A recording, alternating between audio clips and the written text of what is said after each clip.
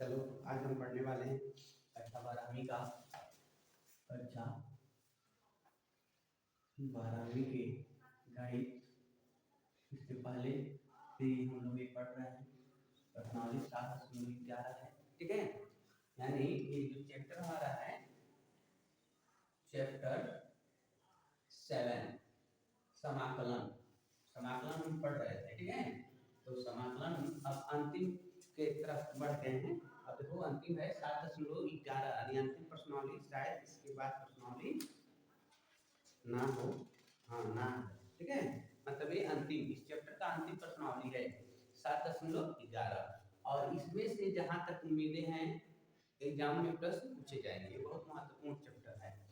इसमें प्रगुण का प्रयोग करते हैं। प्रगुण नंबर 4 जो होता है बहुत महत्वपूर्ण होता है। तो प्रगुण नंबर 4 क्या है पहले हम आपको ये यहाँ दिखा दें। प्रगुण नंबर जो होगा प्रगुण यानी फार्मूला है, मान P4 लिखेगा, P4, ठीक है। तो क्या होता है 0 से π/2 यानी π/2।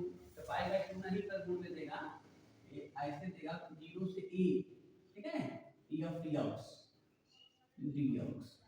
तो यहाँ लिखा जाता है इनको 0 से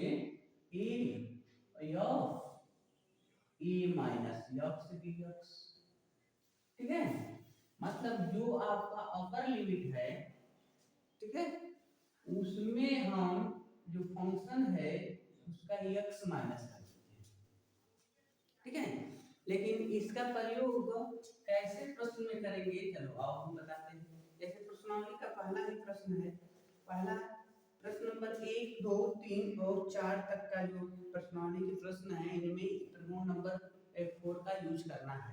जैसे प्रश्न कर रहा है 0 से π/2 यानी π/2 अगर आता है तब के लिए, यानी किसी भी प्रश्न में 0 से π/2 दे दे और समाकलन करने की बात हो तो P4 का यूज कर देंगे। जैसे दे रहा है cos स्क्वायर x dx, 0 से π/2 और cos स्क्वायर x dx। तो इनका जब मतलब मान निकालेंगे तो हम P4 का यूज करेंगे। तो P4 का यूज करेंगे तो उसके पहले इस प्रश्न को ही एक समीकरण बना देना है, i इक्वल टू इतना, एक प्रश्न हो गया i बराबर, और इसको लिखेंगे समीकरण नंबर 1। लेकिन कैसे हम जानेंगे P4 का यूज करना है, जब 0 से π/2 दिया है तब, ठीक है, तभी हम एक P4 का यूज करने जा रहे हैं। अगर यहाँ पर 0 से π/4 दे दिया होता तो नहीं करते हैं, ठीक है। तो कभी कभी उसमें भी कर लिया जाता, लेकिन रियल केस में नहीं करना होता है। लेकिन π/2 है तो हम इनका यूज करेंगे। तो चलो इक्वेशन बना दिए, और i क्यों लिखा गया, i का मतलब था इंटीग्रल, मतलब समाकलन, हमको समाकलन करना है इस प्रश्न का। देखो अब P4 से लिखेंगे, P4 कहता है कि जो ये लिमिट है यहाँ पर कोई x मतलब x के स्थान पर a माइनस x लिख दिया गया है। तो हम i इक्वल टू P4 से लिखेंगे 0 से π/2 और cos स्क्वायर, अब यहाँ लिखना है π/2 माइनस x, π/2 माइनस x। देखिए यहाँ अपर लिमिट को a माइनस x लिखा गया है ना, यहाँ हमारे पास अपर लिमिट है π/2, तो π/2 माइनस x लिख दिए, और यहाँ x है तो x लिखे हैं। अगर यहाँ पर p होता है मतलब जो कुछ होता है वही माइनस करने का काम करते हैं, dx। तो एक लाइन इसको आगे बढ़ाना है 0 से π/2। अब तुमको सोचना है कि cos π/2 माइनस थीटा बराबर क्या होता है, तो sin थीटा, मतलब cos 90 माइनस थीटा बराबर sin थीटा। तो हम यहाँ पर लिख देंगे cos 90 माइनस x बराबर sin x, इनका स्क्वायर है तो स्क्वायर भी लिखना होगा dx, ठीक है। अब इस समीकरण नंबर 2 हो गया। अब देखो अब कहेंगे समीकरण 1 + 2 से, 1 + 2 से, तो 1 और 2 को जोड़ो तो बराबर की इस साइड का यह i है और इसमें यह i है, i + i 2i हो गया इक्वल टू, देखो इनमें भी 0 से π/2 है, इनका भी 0 से π/2 है, तो हम एक ही लिखेंगे 0 से π/2 और इनको जोड़ लेंगे भाई, इनको और साइन स्क्वायर एक्स प्लस इनको लिखेंगे कॉस स्क्वायर एक्स, राइट कर लो, और डी एक्स। यहाँ देखो 2i बराबर 0 से पाई बाई 2। अब बताओ sine square x plus cos square x की वैल्यू कितना होती है? तो सब लोग को पता है कि 1 होता है, या sine square theta plus cos square theta का मान 1 होता है। तो यहाँ पर हम 1 लिख देंगे, ठीक है, 1 dx। अब आ जाओ 2i इक्वल टू 0 से पाई बाई 2 और 1 का समाकलन हो जाएगा x, और लिमिट है 0 से पाई बाई 2। तो 2i इक्वल टू एक बार अपर लिमिट x की जगह पर लिखेंगे तो पाई बाई 2 और माइनस लोअर लिमिट रखेंगे तो 0। x के स्थान पर बारी बारी से तो नंबर रखते हैं ना, तो हम पहले इसको रख देंगे और उसके बाद माइनस करके इनको रख देंगे, तो घट गया। तो 2i बराबर पाई बाई 2, i की वैल्यू क्या हो गया बाबू भाई, चला गया ना, इनके साथ गुणा कर लेगा, 2 से गुणा कर लेगा, पाई बाई 4 आ गया, इनका मान मिल गया हमको पाई बाई 4। इस तरीका से इस प्रश्न का सलूशन हम लोग प्राप्त कर लिए। तो अगर आपको 0 से पाई बाई 2 दे देता है, 0 से पाई बाई 2, अक्सर उसका आंसर पाई बाई 4 ही आएगा, ठीक है। प्रश्न नंबर 1, 2 और 3 और 4 में उसका सभी का मान 1/, पाई बाई 4 ही प्राप्त होने वाले हैं। चलिए प्रश्न नंबर 2 को आपको सॉल्व करके हम दिखाते हैं, आपको आदत हो जाए।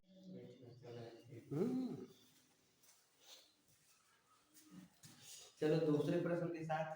तो दूसरे प्रश्न में कह रहा है बाबू देखो सेम वही है, यहाँ भी दे दिया 0 से पाई बाई 2, ठीक है।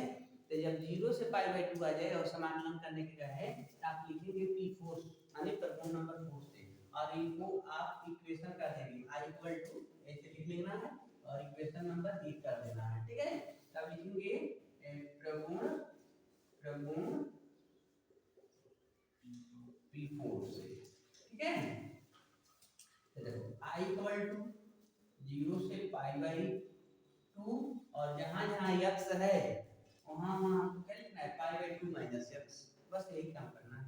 तो under root sine pi by 2 minus x upon under root sine pi by 2 minus x plus under root cos pi by 2 minus x dx, ठीक है।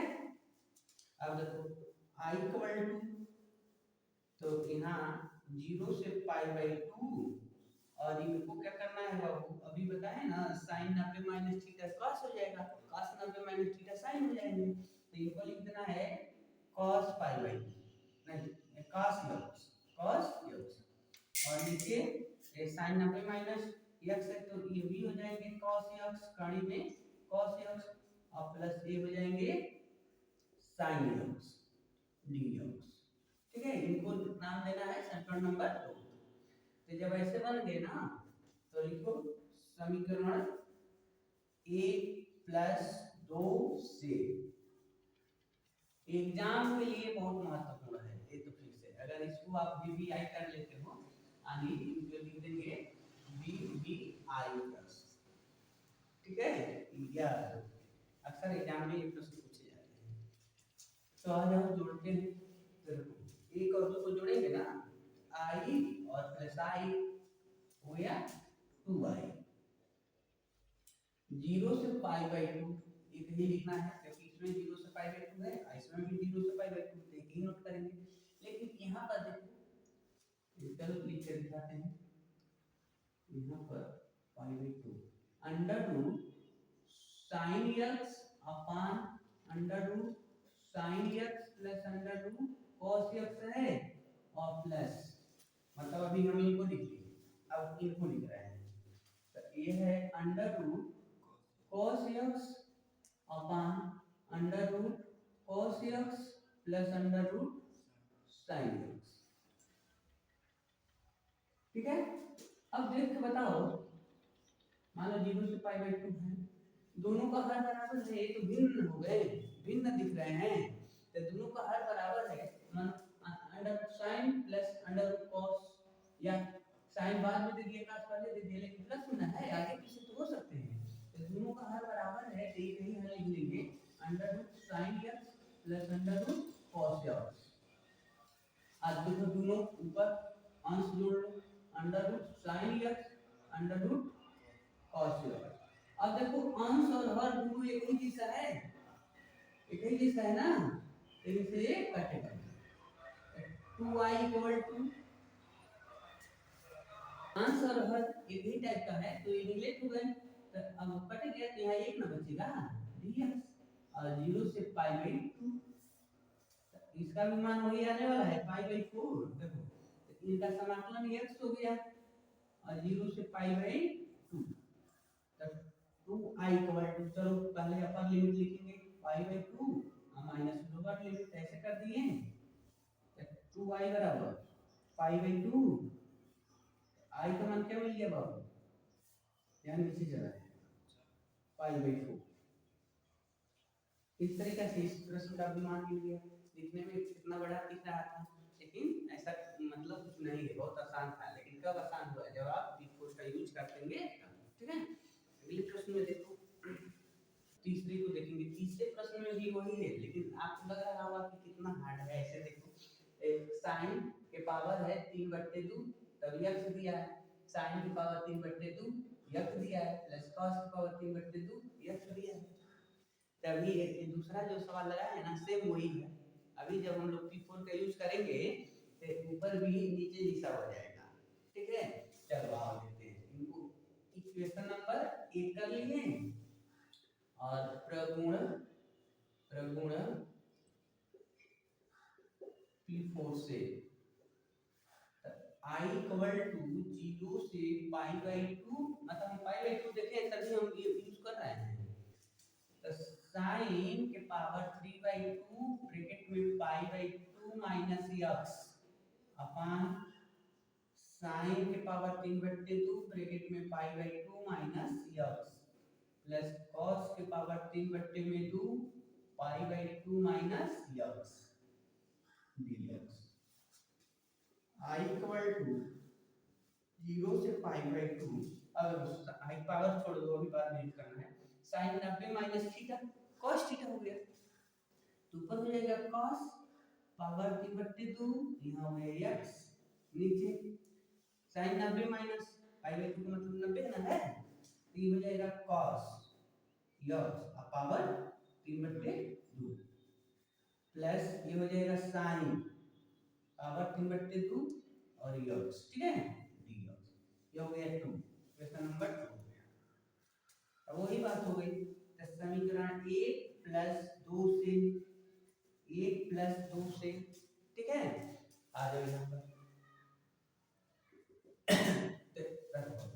i प्लस i 2i और 0 से पाई बाई 2, यहीं पर देखो यह जो हर है वही हर इसका भी तो है, आगे पीछे है, मतलब cos आगे है साइन पीछे, इसमें साइन आगे है cos पीछे, लेकिन प्लस में है ना, तो ऐसे यही हर नोट कर लो, साइन के पावर 3/2 x प्लस cos का पावर 3/2 x। ठीक है, ऊपर आ जाओ, ऊपर का साइन नोट कर लीजिए, ऊपर वाले में साइन क्यू मतलब 3/2 x, और दूसरे समीकरण का अंश cos है, तो cos पावर 3/2 x dx। अब देखो अंश और हर एक जैसा दिखने लगा, जैसे जोड़े तो एक कट के एक हो जाएंगे, तो i इक्वल टू 0 से ऐसे हो गया,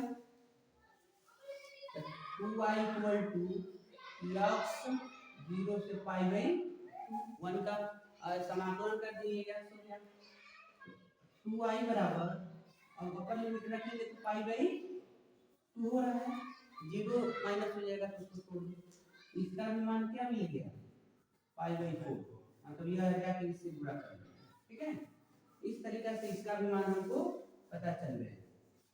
तो इसलिए हम मतलब एक ही टाइप का सवाल है, बार बार इसलिए हम आपको बता रहे हैं क्योंकि इसमें से एक सवाल मतलब इस टाइप का एक सवाल आपसे एग्जाम में पूछे जाएंगे।